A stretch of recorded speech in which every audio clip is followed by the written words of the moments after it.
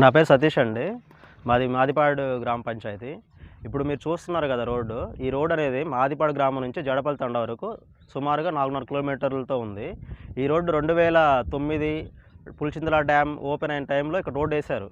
కంప్లీట్‌గా ఏసిన తర్వాత డ్యామ్‌కి ఇసుక లారీలు తోడటం వల్ల, హెవీ లోడ్‌లు తిరగడం వల్ల మొత్తం రోడ్డంతా పాడైపోయింది. ఈ మధ్యలో ఈ 15 సంవత్సరాలు ఇటువంటి రాకపోకలకు చాలా ఇబ్బందిగా ఉండేది. మాకు జనరల్‌గా జగ్గైపాడు వెళ్ళటానికి ఇక్కడి నుంచి మాదిపాడు వెళ్ళి పడవ దాటి వెళ్తాం. కొన్ని అనివార్య కారణాల వల్ల పడవ మధ్యలో 6, 7 సంవత్సరాలు ఆగిపోయింది. తర్వాత బల్లకట్టు ఉండేది. బల్లకట్టు ద్వారా వెళ్ళేవాళ్ళం. అది ఆగిపోయింది.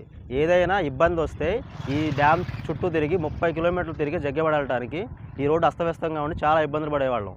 ఇక్కడ కనీసం బస్సు సౌకర్యం రావడానికి ఉండేది కాదు.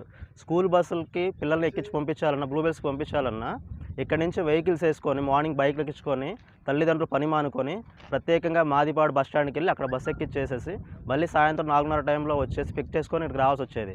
ఈ సమస్య మేము 15 సంవత్సరాల నుంచి పోరాడుతూనే ఉన్నాం. అంతకుముందు వచ్చిన నాయకులు కూడా చెప్పున్నాం. భాష్యం ప్రవీణ్ గారు ఇక్కడ ఏదైతే ఎమ్మెల్యేగా ప్రమాణ నామినేషన్‌కి సత్రంతల్లి అమ్మవారి గుడి దగ్గరకు వచ్చేసి మాదిపాడులో ప్రచారం మొదలుపెట్టారో తండా గ్రామస్తులు అందరూ, మాదిపాడు గ్రామ పంచాయతీ ప్రజలు, ఈ ఊళ్ళో ఉన్న లోకల్ లీడర్స్ సత్యనారాయణ గారు మేమందరం కలిసి వచ్చి సార్‌కి విన్నవించడం జరిగింది.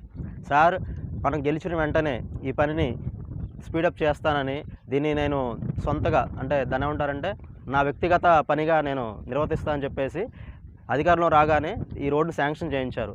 చేయించిన తర్వాత పని మొదలుపెట్టారు. మొదలుపెట్టిన తర్వాత కొన్ని అనివార్య కారణాలు అంటే కొంచెం మధ్యలో ఫారెస్ట్ డిపార్ట్మెంట్ పర్మిషన్ లేకపోవడం వల్ల, ఇంకొకటి గ్రామస్తులు కొన్ని ఊరు ముందు పొలాలు ఉన్నాయి. వాళ్ళకి కంపెన్సేషన్ లేకపోవడం వల్ల కూడా ఒక 400 మీటర్లు సుమారు ఊరు ముందు గ్రామస్తులు రైతులు ఆపారు. ఈ రోడ్డు మినహా మిగతా రోడ్డు కంప్లీట్ అయింది. ఈ కంప్లీట్ చేయించినందుకు ముందు భాష్యం ప్రవీణ్ గారికి, కూటమి ప్రభుత్వానికి ధన్యవాదాలు తెలుపుతున్నాం.